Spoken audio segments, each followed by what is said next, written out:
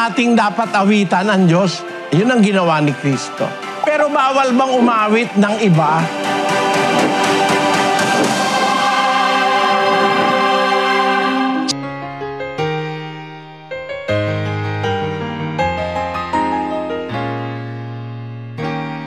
Saan sita sa Biblia na si Satanas musician? Di yata naman ang Diyos pipili ng musician, si Satanas papipiliin. Hindi naman totoo na si Satanas ang musician. Ang original musician ang Diyos. Siya unang-unang umaawit. Kaya nga natuto yung mga anghel, pati yung kanyang anak na Panginoon Kristo, natutong umawit dahil nakita niya sa Ama. Hindi naman kasi gagawin ni Kristo ang anumang hindi niya nakita sa Ama. 5:19 ng Juan. Sumagot nga si Jesus at sinabi sa kanila, "Katotohanan, katotohanang sinasabi ko sa inyo, hindi makagagawa ang anak ng anuman sa kanyang sarili, kundi ang makita niyang gawin ng Ama, sapagkat ang lahat ng mga bagay na kanyang ginagawa ay ang mga ito rin naman ang ginagawa ng anak sa gayon ding paraan." Ang anak, ang ginagawa niya lang, yung mga nakikita niyang ginagawa ng Ama. Kaya ang anak kumakanta o umaawit. Kasi nakita niya ang Ama kumakanta rin. 5:1 ng Isayas. "Paawitin ninyo ako sa aking pinakamamahal ng awit ng aking minamahal tungkol sa kanyang ubasan. Ang aking pinakamamahal ay may ubasan sa isang mainam na burol." Alam mo kung sino yung pinakamamahal ng Diyos? Si Kristo yon. Parang halimbawa, ang isang ama, mahal niya yung anak niya. Pinagkakanta niya, lalabay pa eh. Marami na ako nakitang ama na nagmamahal sa anak. Para mapatulog yung anak, ma-please yung anak, kinakantahan yung anak eh. Ganon yung Ama sa langit. Ang pangunahing inaawitan niya yung kanyang pinakamamahal. Alam mo kung sino yon? Basahin natin ang 1:5 ng Efeso hanggang 6. "Na tayo'y itinalaga niya ng una pa sa pagkukupkop na tulad sa mga anak sa pamamagitan ni Hesukristo sa ganang kanya, ayon sa minagaling ng kaniyang kalooban, sa ikapupuri ng kaluwalhatian ng kaniyang biyaya na sa atin ay ipinagkaloob na masagana sa minamahal." Ang minamahal dyan ay si Kristo. "This is my beloved Son, in whom I am well pleased. Hear ye Him." Kaya ang beloved sa Biblia ay si Kristo. Meron bang pruweba sa Biblia na si Kristo umaawit talaga? Na kaya siya umaawit, nakikita niya rin ng Ama, umaawit din. 2:11 ng Hebreo. "Sapagkat ang nagpapaging banal at ang mga pinapaging banal ay pawang sa isa, na dahil dito'y hindi siya nahihiyang tawagin silang mga kapatid, na sinasabi, 'Ibabalita ko ang iyong pangalan sa aking mga kapatid. Sa gitna ng kapisanan ay aawitin ko ang kapurihan mo.'" Aawit si Kristo ng kapurihan ng Ama habang ibinabalita niya ang pangalan niya sa gitna ng kanyang kapatid. Ang katunayan, 17:6 at 26 ng Juan. "Ipinahayag ko ang iyong pangalan sa mga tao na ibinigay mo sa akin mula sa sanglibutan. Sila'y iyo at sila'y ibinigay mo sa akin at tinupad nila ang iyong salita.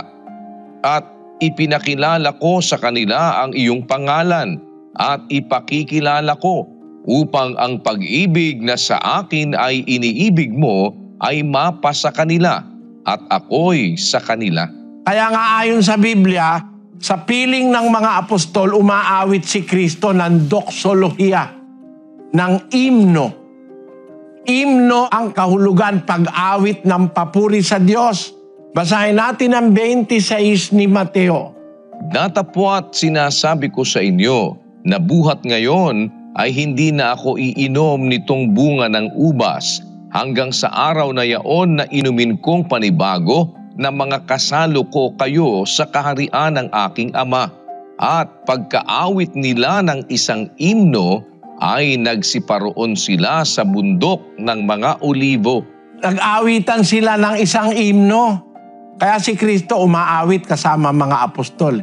Maliwanag sa Biblia ang Kristo umaawit. Kaya siya umaawit din kasi ang Ama. Hindi niya gagawin kundi niya nakita sa Ama. Sabi niya doon sa Juan 5:19. Ang pag-awit, itinuro yan sa mga kapatid sa iglesia.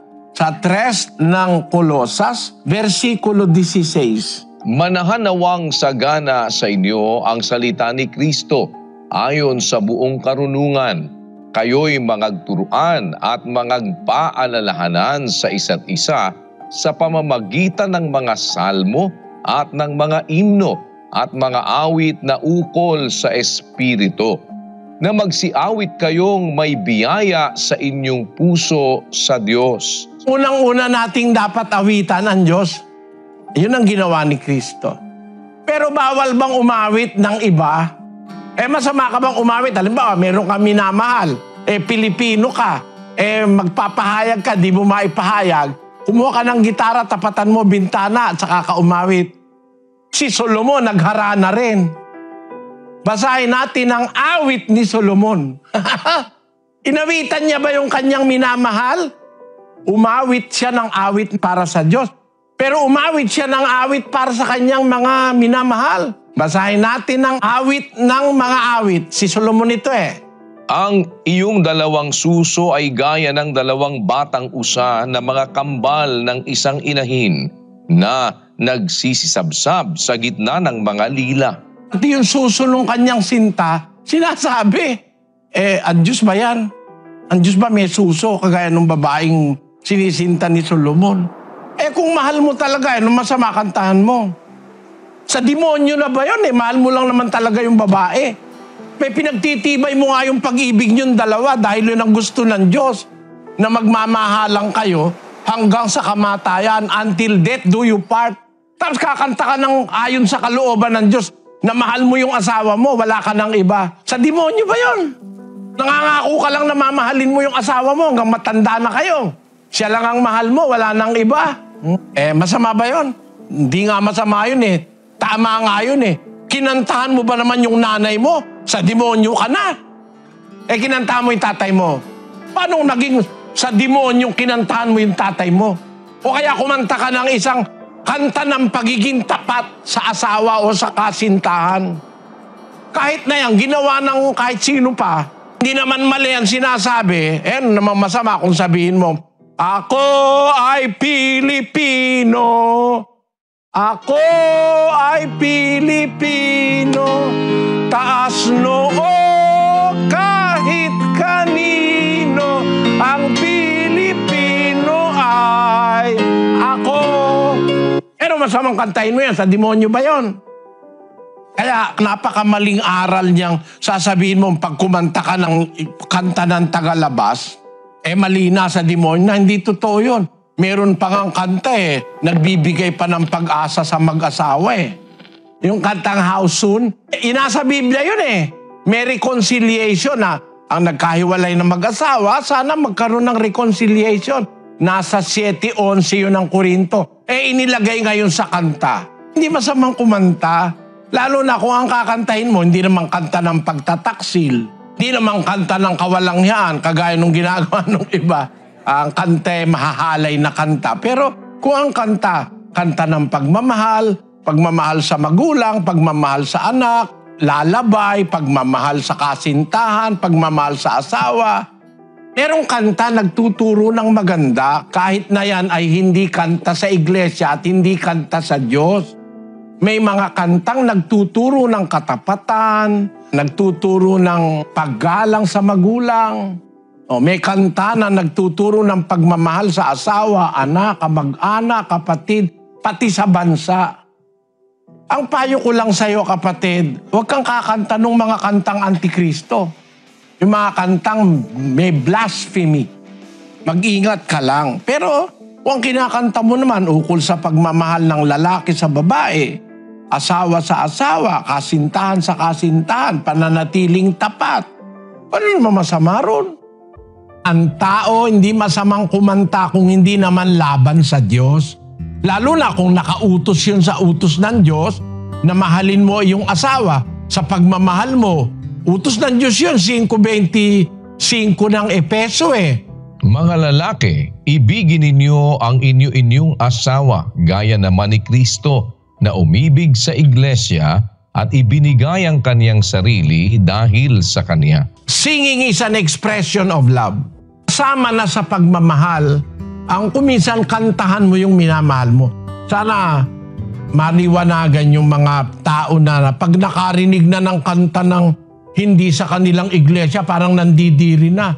Si Apostol Pablo nga, pati yung mga poetry ng ibang bansa, ginagamit niya Nung magsalita si San Pablo sa gitna ng Areopago doon sa mga Grego na sumasamba sa mga Diyos-Diyusan doon sa Gresya, ang sabi ni Pablo sa 17:28 ng Gawa, sapagkat sa Kanya tayo'y nangabubuhay at nagsisikilos at mayroon tayong pagkatao na gaya naman ang sinabi ng ilan sa inyong sariling mga manunula sapagkat tayo na may sa Kanyang lahi. Sinasite ni Pablo ang sinabi ng mga manunula ng Greece. It is a part of the poetry of Greece. In Him we live and move and have our being, as certain also of your own poets have said. Yung poem created by Greek poets, sinabi at isinite ni Apostol Pablo. Sa demonyo ba si Pablo noon? Tama naman yung sinabi na sa Diyos tayo nabubuhay, nakakakilos tayo dahil sa Kanya, at meron tayong pagkatao dahil Siya lumalang sa atin. Masama bang sabihin yon? Kaya ang sabi ni Pablo doon sa 17, nung makarating siya sa Greece, ang sabi niya sa 22, at tumindig si Pablo sa gitna ng Areopago at sinabi, kayong mga lalaking taga-Atenas, sa lahat ng mga bagay ay napapansin kong kayo'y lubhang relihiyoso, sapagkat sa aking pagdaraan at sa pagmamasid ng mga bagay na inyong sinasamba, ay nakasumpong din naman ako ng isang dambana na may sulat na ganito, sa isang Diyos na hindi kilala. Yaon ngang inyong sinasamba sa hindi pagkakilala, Siya ang sa inyo'y ibinabalita ko. Naglalakad siya doon sa Gresya, nakita niya isang dambana, isang altar. May naka-dedicate na salita, dedicated to an unknown God, sa isang Diyos na di kilala. Yung Diyos na yon na sinasamba nyo na hindi nyo kilala, Siya ngayon ang ipinakikilala at ibinabalita ko sa inyo.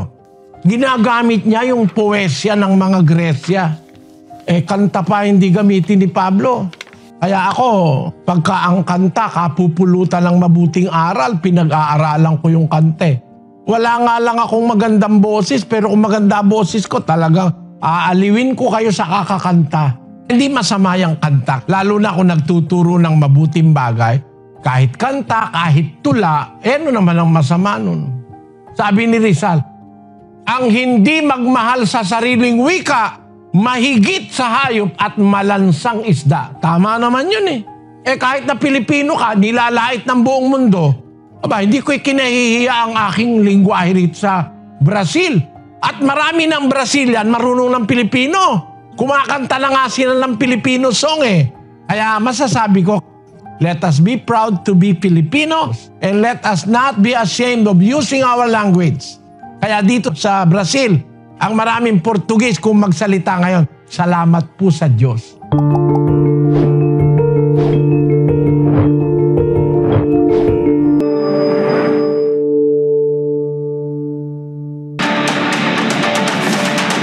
Pagka naiinggit ka na, meron nang nagpapakilos na masama sa iyong pagkatao.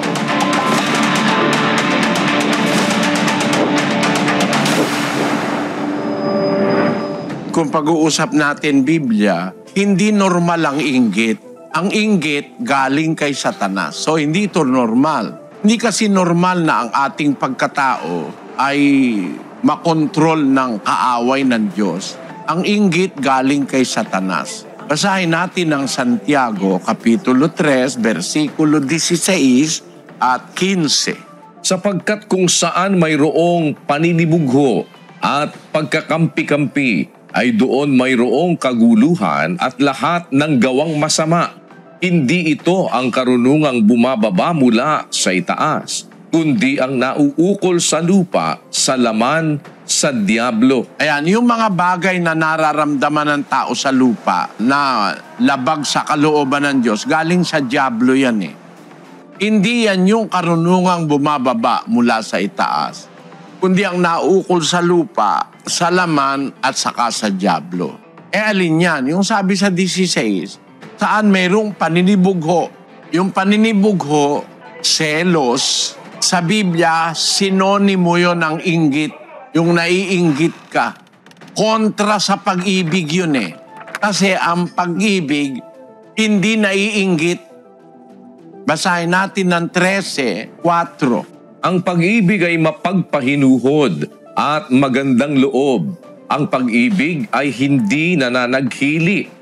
Ang pag-ibig ay hindi nagmamapuri, hindi mapagpalalo. Pag may pag-ibig ang tao, sabi, ang pag-ibig magandang loob. Ang pag-ibig hindi nananaghili. Yung nananaghili, naiinggit yun. Kaya sa pag-ibig, walang inggit, walang envy. Sa King James Version, basahin natin. Charity suffereth long and is kind. Charity envieth not. Charity vaunteth not itself, is not puffed up. Yung charity, yun yung love eh. Ang nakasulat sa Bibliang Grego ay yung salitang agape. Agape means love, pag-ibig. Kaya may translation, love. Basahin natin yung American Standard Version. Love suffereth long and is kind. Love envieth not. Love envieth not. Ang pag-ibig hindi naiinggit, hindi nananaghili. Kaya kung ikaw may pag-ibig ka sa Diyos at sa kapwa, hindi ka naman maiinggit eh. Kaya kung normal ang pag-uusapan, hindi normal ang naiinggit. Pagka naiinggit ka na, meron nang nagpapakilos na masama sa iyong pagkatao. Meron mga tao punong-puno ng inggit eh. At sa inggit nila, pati yung masama, kinaiinggitan nila eh. Basahin natin ang 24:1 ng Kawikaan. Huwag kang mananaghili sa mga masamang tao, ni magnasa ka man na masama sa kanila. Sa English, ang sabi riyan, Be not thou envious against evil men, neither desire to be with them. huwag ka maiinggit sa mga tao, lalo na masamang tao, kainggitan mo. Eh kung masama nga, bawal mong kainggitan, yung pa bang mabuti, kaiinggitan mo. Kaya yung inggit, hindi yan normal, kapatid. Ang inggit ay insinuated ng masamang espiritu sa ating mga puso. Gusto mong maging normal? Bayaan mo lang. Para normal ka, wala kang kainggitan. Kung ano yung nasa'yo, okay lang. Sabi ng unang Timoteo, pakinggan mo ang sabi ng salita ng Diyos, Ngunit kung tayo'y may pagkain at pananamit, ay masisiyahan na tayo doon. Kung meron tayong pagkain, meron tayong pananamit, masisiyahan ka na. Wala kang bahay, pwede namang umupa. Huwag ka mainggit. Baka may mainggit ka, nagnakaw ka para magkaroon ka nung wala sa'yo. Kung nakakakain ka naman, nakakainom ka, masiyahan ka na ron. Kahit wala kang bahay, wala kang sasakyan, may MRT naman o kaya may paa ka naman para maglakad. Para gumawa ka ng masama dahil sa inggit gusto mo, meron ka rin ng lahat ng bagay. Ang sabi sa Biblia, wala tayong dinalang anuman sa sanlibutan at wala rin naman tayong mailalabas na anuman. Sabi nga ni Job, hubad akong lumabas sa bahay bata ng aking ina. Hubad din akong babalik doon sa Panginoon. Kaya, di ka makakapagdala ng isang ternong Amerikana Kahit nabihisan ka bago ka ilibing, pag harap mo sa Diyos bulok na yun Kaya wala tayong dinala sa libutan, wala tayong mailalabas. Sabi ng Biblia, kung meron tayong pagkain, meron tayong pananamit, masisiyahan na tayo doon. Huwag nating pamahayin sa ating kalooban ang inggit sa kanino man.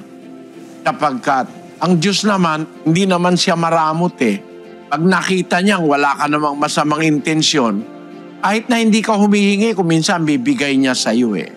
Ganon ang Diyos na nasa Biblia. Sa Efeso 3:20. Ngayon, sa makapangyarihang gumawa ng lubhang sagana ng higit sa lahat ng ating hinihingi o iniisip, ayon sa kapangyarihang gumagawa sa atin. More than what you can think of and more than what you can ask for. Nakakagawa ang Diyos. Ang mahalaga lang makita ng Diyos, wala kang inggit, kontento ka, may pagkain ka at may damit, masaya ka na.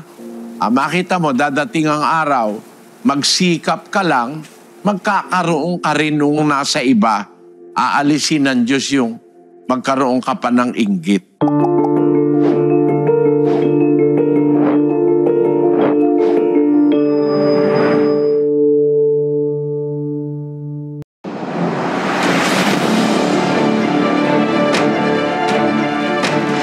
Madaling magalit, nagbubunyi ng kamangmangan yon. Kaya yung may pag-ibig, mahinahon yun eh. Yung kahinahunan, isang virtue yun eh. Katangian ng isang tao yun. Hindi lahat ng tao merong ganon. Kaya nga ang Kristiyano, dapat na yung virtue na yon ma-acquire natin. Maraming mga virtues na itinuturo ang Biblia, gaya ng pag-ibig. Sa loob ng pag-ibig, maraming virtues na nakapaloob. Ang pag-ibig, mapagpahinuhod. Ibig sabihin, madaling mapahinuhod. Madaling magpatawad, madaling makumbinsi, hindi matigas ang puso pag ang tao may pag-ibig. Ang pag-ibig, magandang loob. Virtue yun.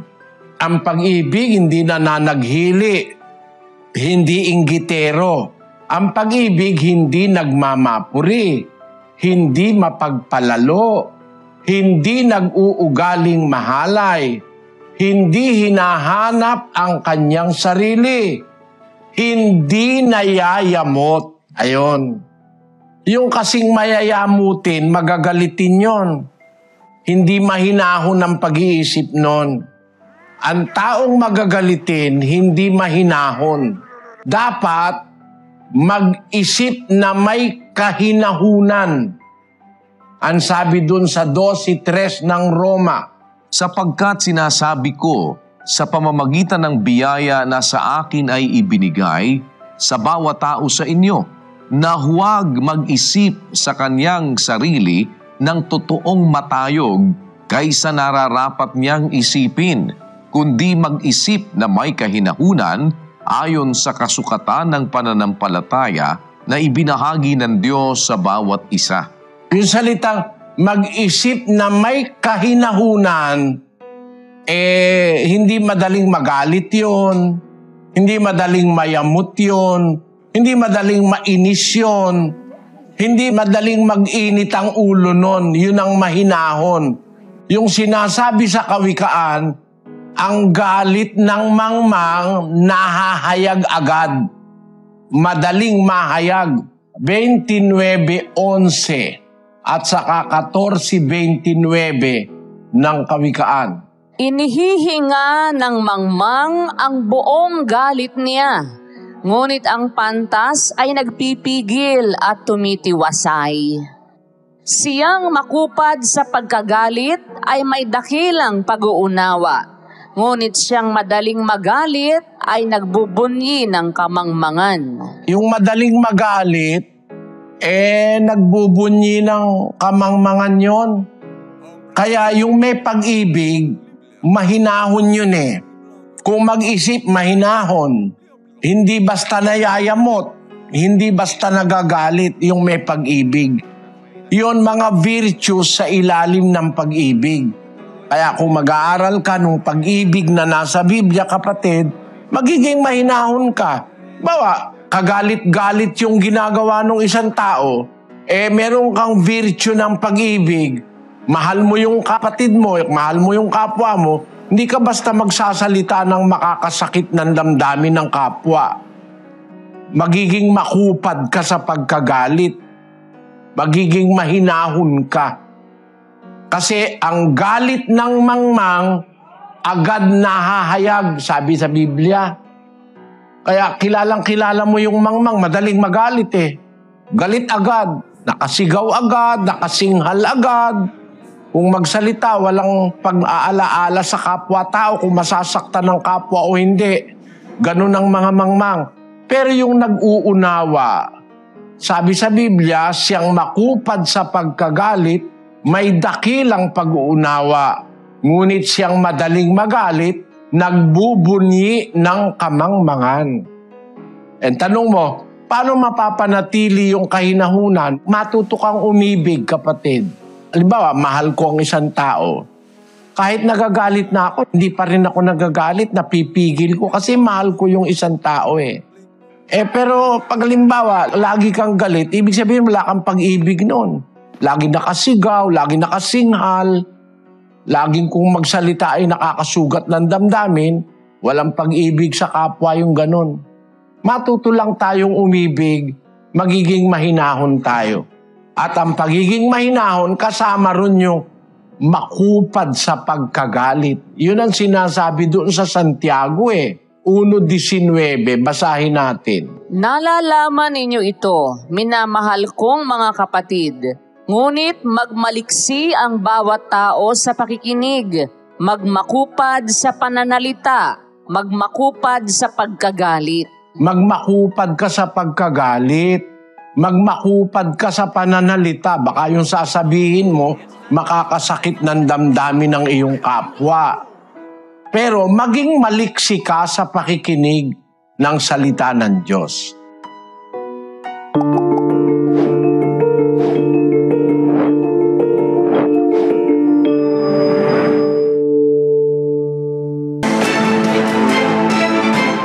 Asawa mo, lagi kang inaaway, silosa, tamad. Ayoko naman sabihin galing sa dyablo yun. Kundi, ang masasabi ko, yung sinabi ni Pablo. Sabi ng Biblia, ang mabait na asawa galing sa Panginoon. Ngayon, kung ang asawa mo, lagi kang inaaway, silosa, tamad, ayoko naman sabihin galing sa dyablo yun. No? Kundi, ang masasabi ko, yung sinabi ni Pablo. Basahin natin ang unang Korinto, Kapitulo 7. Salita po ng Diyos ito. Ang sabi ng Biblia, natatali ka ba sa iyong asawa? Huwag mong pagsikapang ikay makakalag. Ikaw bagay kalag sa asawa o wala kang asawa? Huwag kang humanap ng asawa. Maaari yung asawa mo, bunga ng paghahanap mo na hindi ka sinamahan ng Diyos. Kasi ikaw mismo, hindi ka sumusunod sa Diyos. Kasi kung ikaw sa Diyos muna, talagang naglilingkod ka sa Diyos bago ka nag-asawa, makakatiyak ka yung magiging asawa mo bigay ng Diyos. Baka bagamundo ka rin, naghanap ka ng asawa, maaari ka makatagpo. Madaling mag-asawa May 1,000 piso ka lang, magpasikat ka lang makakapag-asawa ka na Di ba? Meron kang 10,000, 20,000. Lalo na kung milyon ang pera mo. Marami kang maa-apply na babae sa'yo. Maraming mga dyan Yun ang aking ikinalulungkot sa mga babae. Kasi karamihan sa babae parang umaasa na lang sa lalaki. Hindi ganon ang babae sa Biblia. Yung talagang mapangasawa mo, bigay ng Diyos. Ibang klaseng babae yun 31 Gs ng Kawikaan. Isang mabait na babae, sinong makakasumpong? Sapagkat ang kanyang halaga ay higit na makapupo kaysa mga rubi. Ang puso ng kanyang asawa ay tumitiwala sa kanya at siya'y hindi kukulangin ng pakinabang. Kapaki-pakinabang pala itong asawang galing sa Diyos Mabait na asawa, sino makakasumpong? Hindi mo masusumpungan yun, bigay ng Diyos yun. Anong klaseng babae ito? Basahin natin ang 14. Siya'y parang mga sasakyang dagat na kalakal. Nagdadala siya ng kanyang pagkain mula sa malayo. Ito palang babaeng mabait na asawa. Para itong barko di komersyo. Alam niyo ba yung barko di komersyo? Dadaong sa pier. Bababa yung kanyang karga.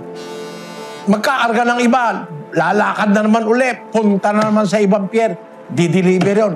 Ganun ang barko di komersyo Siya'y bumabangon naman samantalang gabi pa. Madilim pa, bumabangon na. May ibang babae, tirik na araw, naghihilik pa sa banig. Hindi ka pakipakinabang na babae, tamad. O tapos, ang sabi doon, bumabangon siya samantalang gabi pa. Nagbibigay ng pagkain sa kanyang sambahayan at ng kanilang gawain sa kanyang mga alilang babae. Minamasdan niya ang bukid, binibili. Sa pamamagitan ng kanyang kamay, nagtatanim ng ubasan. Biro mo magsasaka pa itong babae na to. Pag ito natagpuan mo, kahit napilay ka, wala kang alalahanin. Negosyante na, magsasaka pa eh. Kung babasahin nga natin lahat yan, ang haba eh. Mga gawain ng mabait na babae. Ang tinuturo ko sa mga kapatid na binata, bago kayo maghanap ng asawa o maghintay ng mapapangasawa, matuto muna kayong sumunod sa Diyos. With God, we will find the best for us. Without God, we might be mistaken. Yun ang dapat nating makita. Mabait na asawa galing sa Panginoon. Bakit? Ikaw kasi sa Panginoon ka rin eh. You are a man of God, bibigyan kanya ng isang mabait na asawa. Ngayon, ano ang gagawin mo sa asawa mo kung hindi kanya ng natagpuan mong asawa? May pag-asa, kapatid. Ang Diyos laging nagbibigay ng pag-asa eh.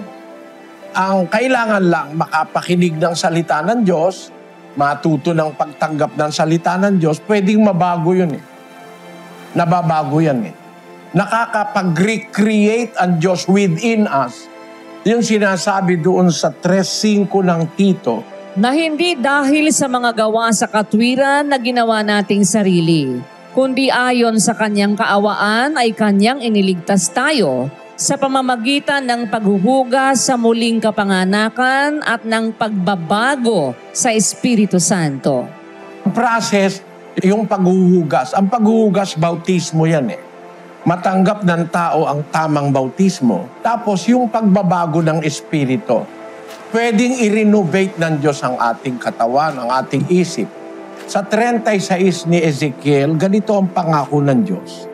Bibigyan ko rin naman kayo ng bagong puso at lalagyan ko ang loob ninyo ng bagong espiritu at aking aalisin ang batong puso sa inyong katawan at aking bibigyan kayo ng pusong laman. At aking ilalagay ang aking espiritu sa loob ninyo at palalakarin ko kayo ng ayon sa aking mga palatuntunan at inyong iingatan ang aking mga kahatulan at isasagawa. At lilinisin ko kayo sa lahat ninyong karumihan at aking patutubuin ang trigo at aking pararamihin at hindi na ako magpaparating ng kagutom sa inyo. Ganyan ang Diyos ng Biblia. Always offering remedies, health, and blessings. Pagka natuto kang sumunod sa Diyos, pwede naman niyang baguhin yung pagkatao. Sabi ng Diyos, aalisin ko yung kanilang pusong bato, lalagyan ko ng pusong laman. Yan hindi alam ng tao. Natuklasan lang yan itong nakaraang mga dekada Di ba natuto ang tao ng heart transplant? Yung isang pusong wala ng pag-asa, ayaw ng tumibok, natuto sila ng heart transplant If that is possible physically, na maduktungan ang buhay mo dahil napalitan ang puso mo, that is more possible spiritually. Tignan natin itong record na ito, Sis Luz. Pakibasa mo. Ito po, nasa Guinness World Record, longest surviving heart transplant patient, si John McCafferty sa UK, 28 July 1942, who has lived 31 years and 5 days since his transplant on 20 October 1982. Naka 31 years pa siya after napalitan yung puso niyang depektibo. Yung isa naman, yung Amerikano, Sis Luz. Si Ted Nowakowski, USA, 23 November 1948, who has lived for 34 years. If that is possible, physically, ang diwa na sa Biblia pwedeng palitan ng puso Spiritually, possible yan Kaya nga nakita nila ang possibility physically. Kasi merong spiritual significance Ang salita po kasi ng Diyos, mga kapatid, nagtuturo sa atin ng dalawang reality. Physical and spiritual. 3:12 ng Juan. Kung sinabi ko sa inyo ang mga bagay na nauukol sa lupa at hindi ninyo pinaniniwalaan, Paanong paniniwalaan ninyo kung sabihin ko sa inyo ang mga bagay na nauukol sa langit? Ang salita ng Diyos may dalawang implication. It can either be true materially, spiritually. Kaya huwag ka mawalan ng pag-asa. Basta may buhay, may pag-asa. Kaya nga mas mabuti pa yung buhay na aso kaysa sa patay na leon, sabi ng salita ng Diyos. Buhay pa naman siya, may pag-asa. Huwag nating iwawala yung pag-asa.